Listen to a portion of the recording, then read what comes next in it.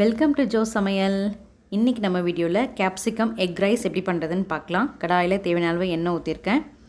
சோம்பு 1 ஸ்பூன், ஒரு ஏலக்காய், ஒரு பட்டை, ஒரு ஸ்டார் ஆட் பண்ணியிருக்கேன். 1 ஸ்பூன் இஞ்சி பூண்டு விழுது ஆட் பண்ணிக்கோங்க. லைட்டாக வதங்கினதுக்கப்புறம் ஒரு மீடியம் சைஸ் ஆனியன் கட் பண்ணி வச்சுருந்தேன், அதையும் ஆட் பண்ணி நல்லா வதக்கிக்கோங்க. கூடவே 2 பச்சை மிளகாய், சின்ன சைஸ் பச்சை மிளகாய் பொடிசாக கட் பண்ணி ஆட் பண்ணிக்கோங்க. வெங்காயம் நல்லா வதங்கி வரட்டும்.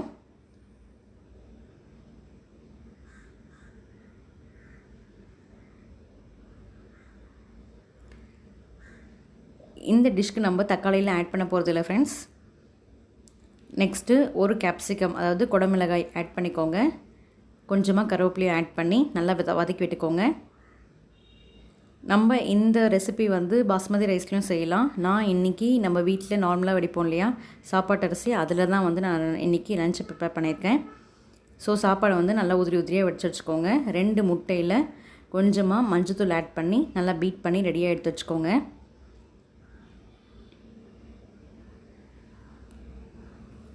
இப்போது கேப்சிகம் நல்லா வதங்கினதுக்கப்புறம் 1 ஸ்பூன் சில்லி பவுடர் ஆட் பண்ணிக்கலாம். கொஞ்சமாக தேவையான அளவு உப்பு ஆட் பண்ணிவிட்டு நம்ம பீட் அண்ட் எக் ரெடி பண்ணி வச்சுருந்தோம் இல்லையா, அதையும் ஆட் பண்ணி நல்லா மிக்ஸ் பண்ணி விட்டுக்கோங்க.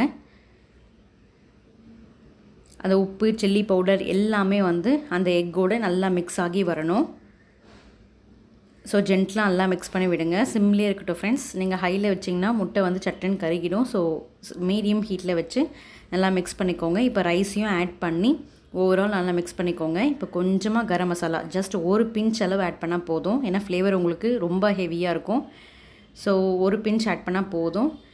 நீங்கள் கரம் மசாலா ஃப்ளேவர் வேண்டாம் அப்படின்னா நீங்கள் அந்த ஸ்டெப்பை ஸ்கிப் பண்ணிக்கோங்க ஃப்ரெண்ட்ஸ். ஸோ சுவையான நம்மளுக்கு கேப்சிகம் முட்டை சாதம் ரெடி ஆகிடுச்சு. குடமிளகாய் முட்டை சாதம் சூப்பராக ரெடி ஆகிடுச்சு ஃப்ரெண்ட்ஸ். லஞ்ச் பாக்ஸ்க்கு கண்டிப்பாக இந்த மாதிரி ஒரு நாள் கட்டி கொடுங்க. சைட் டிஷ் எதுவுமே வேணாம் ஃப்ரெண்ட்ஸ், நம்ம அப்படியே சாப்பிட்லாம். கூட வேணும்னா சிப்ஸ் வச்சு சாப்பிட்லாம் ஃப்ரெண்ட்ஸ். சூப்பராக இருக்கும். ட்ரை பண்ணி பார்த்துட்டு உங்களோட ஃபீட்பேக்கை மறக்காமல் ஷேர் பண்ணுங்கள் ஃப்ரெண்ட்ஸ். இன்னும் நீங்கள் சேனலை சப்ஸ்கிரைப் பண்ணலாம், சப்ஸ்கிரைப் பண்ணுங்கள். தேங்க்யூ, பாய்.